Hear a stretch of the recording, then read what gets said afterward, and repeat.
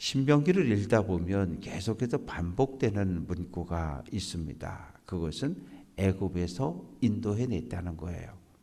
그리고 광야 40년 동안 내가 함께 했다는 거예요.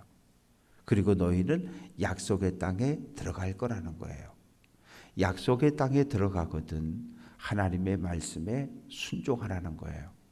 순종하면 살고 복을 받고, 불순종하면 하나님의 심판과 책망을 받는다는 것이 신명기 전체에 계속해서 반복돼요.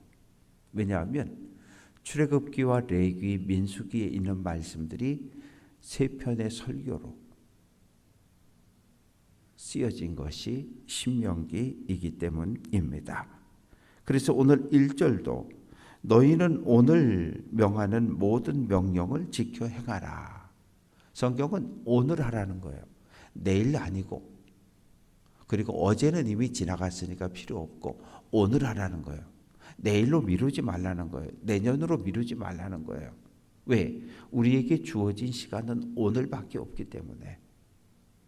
오늘 밤 하나님이 우리를 부르시면 우리는 하나님 앞에 가야 하기 때문에 오늘 생명이 있는 때, 하나님의 은혜를 경험한 때 하나님의 말씀에 순종하라. 그리하면 너희가 살고 그리고 너희 자손이 번성할 것이며 하나님께서 약속한 약속의 땅 가나안에 들어가서 행복하게 살 것이다. 그러나 1절 끝부분에 보면 그것을 차지하리라.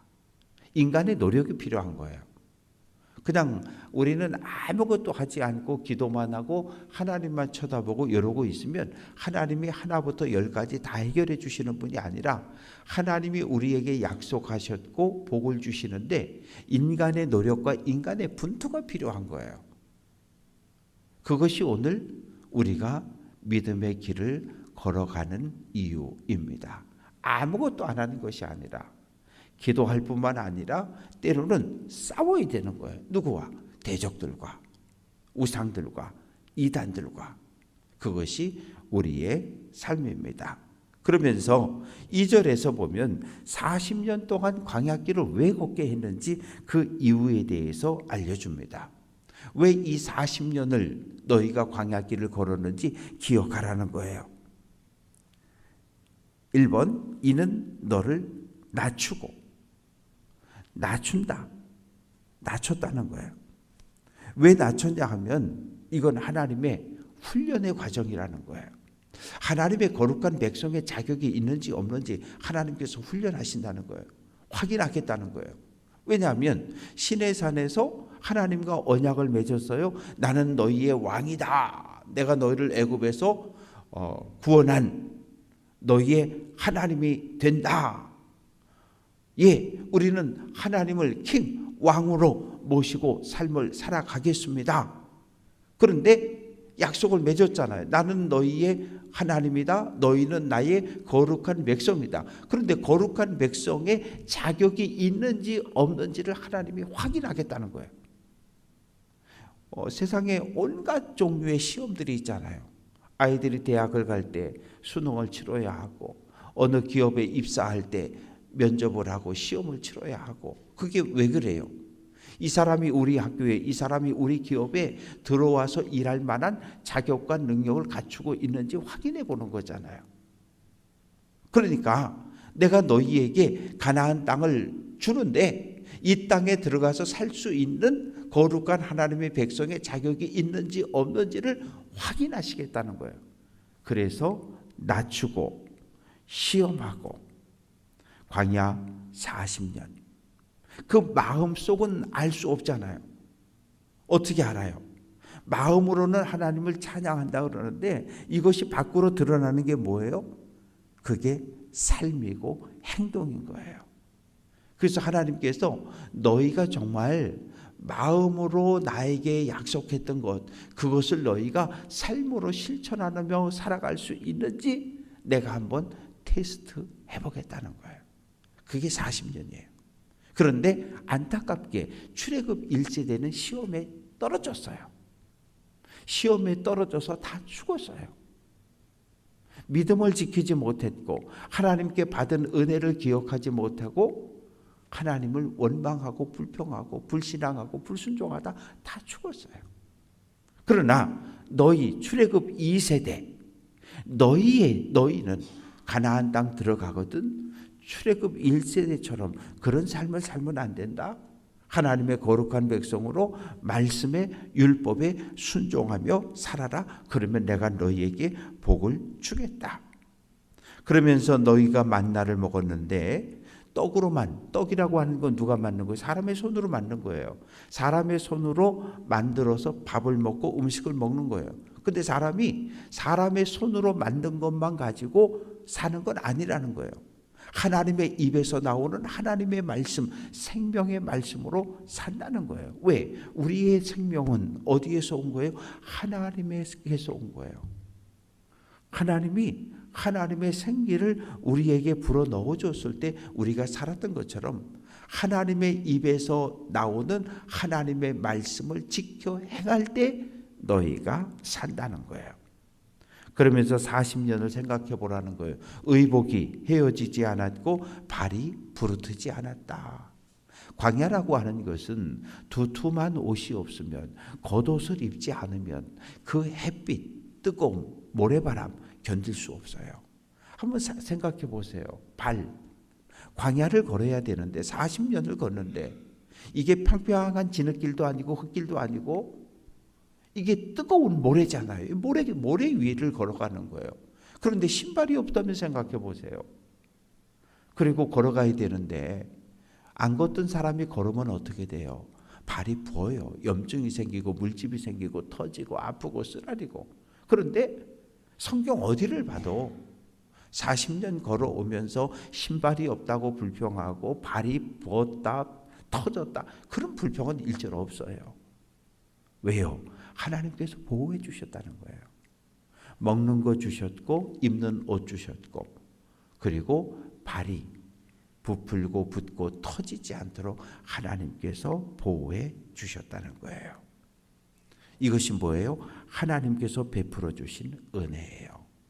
하나님의 은혜로 40년을 살아왔다는 거예요. 그러면서 5절부터 10절까지의 말씀 속에서 너희는 이제 요단강을 건너 약속의 땅에 들어가는데 그 약속의 땅은 풍요로운 땅이라는 거예요. 그러면서 한 가지를 기억하라는 거예요. 사람이 아들을 징계함 같이 부모가 자식에게 매를 대잖아요. 그걸 뭐라 그래요? 사랑의 매라 그러는 거예요. 아이가 잘못을 인정할 때까지 회초리를 때렸잖아요. 부모와 약속을 지키지 않으면 회초리를 때렸잖아요. 미워서 그래요? 아니요. 사랑해서요. 미운 아이 같으면 그대로 내버려 두면 돼요. 그대로 내버려 두면 아이들은 금방 망가져요. 그런데 생명이 물리어졌기 때문에 그 귀한 내 생명, 내 새끼, 내 자녀들 잘못된 길로 가는 걸 원하지 않기 때문에 사랑의 회초리, 사랑의 매를 드는 거예요. 하나님의 마음이 그렇다는 거예요. 내가 지금 내 사랑하는 백성들을 내가 사랑하기 때문에 내가 너희를 사랑하기 때문에 너희가 하나님과의 약속을 깨트릴 때 내가 너희에게 사랑의 매를 댄다는 거예요. 그러니까 너희가 매를 맞고 고난을 당할 때 하나님의 마음을 좀 알아달라고 이야기합니다. 그러면서 다시 한번 6절에서 여호와의 명령을 지켜 그의 길을 따라가라. 그의 길을 따라가라는 얘기는 하나님께서 언제나 앞서가신다는 얘기예요. 앞서가시고 우리는 그 뒤를 따라간다는 얘기예요. 광야 40년 동안 하나님께서 구름기둥 불기둥으로 앞서가시고 법궤가 가고 모세가 가고 이스라엘 백성들이 그 뒤를 따라간 거예요. 하나님께서 먼저 가시는 길, 하나님께서 내신 그 길을 우리가 따라가는 거예요. 오늘 신앙생활도 마찬가지예요. 하나님께서 성령께서 말씀께서 앞서가시고 우리는 그 뒤를 따라가는 거예요. 근데 그 뒤를 따라가는데 자꾸 이단이 사이비가 거짓 교사가 와서 우리를 유혹하고 끄집어내는 거예요. 그러니까 어떤 경우에도 하나님보다 내가 한 발짝 앞서가려면 그건 아닌 거예요. 하나님께서 앞서가시고 우리는 그 뒤를 따라가는 것. 어디까지요? 천국까지. 하나님의 나라 나가지. 그렇게 될 때 어떻게 됩니까? 7절 너를 아름다운 땅에 이르게 하신다. 사실은 가나안 땅 전체를 놓고서 애굽 땅이나 메소포타미아 지역하고 비교해 보면 좋은 땅 아니에요. 갈릴리 지역이나 이스라엘 평야를 몇 군데를 제외하면 애굽 나일 강가나 메소포타미아 문명하고 비교할 땐 좋은 땅 아니에요. 아름답다고 표현할 수 없어요. 그런데 왜 아름다운 땅이라고 이야기할까요? 하나님이 함께 하시는 땅이기 때문에 그래요. 하나님이 우리와 함께 계신 땅이기 때문에, 하나님이 우리에게 허락한 약속의 땅이기 때문에 이곳을 아름답다고 표현하는 거예요. 그래서 너희가 광야에서 40년 고생하고 살았는데 이제 약속의 땅 가나안에 들어가면 이미 거긴 마을과 성읍들이 자리를 잡고 있는 땅이고, 우물이 있고 가수원이 있고 가축을 키울 수 있는 초지가 있고 모든 것들이 다 준비되어진 땅인 것을 이야기하면서 9절 먹을 것에 모자람이 없고 내게 아무 부족함이 없는 땅이고, 그 산에서 돌에서 철을 캔다는 건 뭐예요? 이 농기구를 만들고 무기를 만들고 스스로를 보호하고 지킬 수 있는. 그래서 10절 말씀 내가 먹어서 배부르고 네 하나님 여호와께서 옥토를 내게 주셨으므로 말미암아 그를 찬송하라는 거예요. 먹고 배불렀어요. 하나님이 은혜 주셔서 오늘 우리가 먹고 배불렀어요. 건강해요. 그럼 뭐 하라고요? 하나님을 찬양하라고요. 먹을 것이 없는데, 배가 고픈데, 굶주린데 하나님을 하라고 명령하지 않고 내가 너희에게 베풀어 준 것들로 배불리 먹고 건강하게 살고 행복하게 살면서 하나님을 찬양하라는 거예요. 근데 우리는 반대로 가잖아요. 힘들고 없고 가난하고 찌들리고 고통스럽고 그럴 때는 하나님을 찾고 하나님께 기도하고 울부짖는데, 배부르고 평안하고 건강하면 하나님께 별로 기도하지 않고 아쉬운 게 없어요. 거꾸로 사는 거죠. 오늘 하나님은 내가 너희에게 베풀어 주신 은혜를 누리면서 배불리 먹고 건강하고 행복하게 살면서 뭐 하라고요? 하나님을 찬양하라는 거, 하나님을 예배하라는 거예요. 받은 은혜의 감사함으로 올려드리는 게 예배고 찬양이고 기도입니다. 그래서 이제 11절부터 20절까지 말씀 속에서 또 경고가 나오고 있는 거예요. 뭐에 대한? 부요함에 대한. 너희가 먹고 배불렀을 때 하나님을 찬양하지 않고 이단들을 찾아가고 다른 신을 찾아가고 그러는 삶을 살지 말라고 이야기합니다. 명령과 법도와 규례를 지켜라. 종교법 지키고 도덕법 지키고 재판법 지켜서 하나님의 백성으로 거룩한 삶을 살아야 한다. 그런데 12절 내가 먹어서 배부르고 아름다운 집을 짓고 거주하게 되고 소와 양이 번성하고 은금이 증식되고 내 소유가 다 풍부하게 될 때에 내 마음이 교만하여. 교만하다는 것은 나를 어디에? 하나님의 자리에 놓는 거예요. 하나님과 나를 같은 자리에 놓는 거예요. 하나님이 계셔야 할 자리에 하나님을 밀어내고 내가 내 인생의 주인이 되는 거예요. 이것을 성경은 교만하다고 표현을 합니다. 여호와를 잊어버릴까? 망각이에요. 그냥 실수로 깜빡할 수 있잖아요. 근데 그게 아니라 의도적으로 내 하나님 여호와를 잊어버린다라고 하는 표현은 의도적으로 하나님에게 등을 돌려버리는 걸 이야기하는 거예요. 지금까지는 여호와의 뒤를 따라 하나님의 진리를 따라 길을 걸어갔는데 가다가 내 마음이 교만해서 내가 하나님이지 뭐 내 인생의 주인은 나지. 그리고 뒤를 돌아서 내 갈 길을 가는 것. 이것을 성경은 교만이라고 표현하고 여호와를 잊어버린 것이라고 이야기합니다. 어떻게 되는 거예요? 17절 내가 내 마음에 이르기를 내 능력과 내 힘으로 내가 이 재물을 얻었다. 오늘날 먹는 거 이거 다 내 힘으로, 오늘날 누리는 거 이거 다 내 힘으로, 아파트, 집, 자동차 이거 다 내 힘으로, 내 노력으로 다 내가 했다는 거예요. 그거 뭐예요? 하나님이 주신 은혜를 기억하지 못하는 거예요. 그냥 다 내 거라는 거예요. 내가 했다는 거예요. 내가 했다는 거예요. 그러면서 하나님의 은혜를 기억하지 못해요. 18절 내 하나님 여호와를 기억하라. 기억하라는 거예요. 내 가진 모든 것 하나님이 주셨다는 거예요. 하나님이 재물을 얻을 수 있는 능력을 내게 주셨다는 거예요. 하나님의 은혜가 아니면 우리는 이 땅에 올 때 빈손으로 왔는데 전부 빈손으로 왔다 빈손으로 떠나가는데 오늘 우리가 누리는 모든 것이 하나님께로 왔음을 기억하라는 거예요. 반복되는 경고예요. 왜?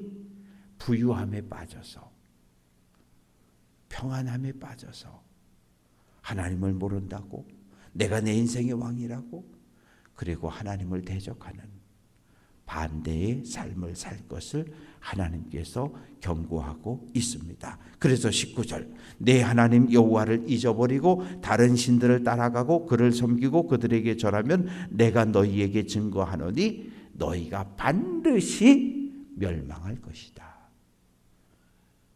그래서 북이스라엘도 남유다도 멸망하는 거예요. 왜?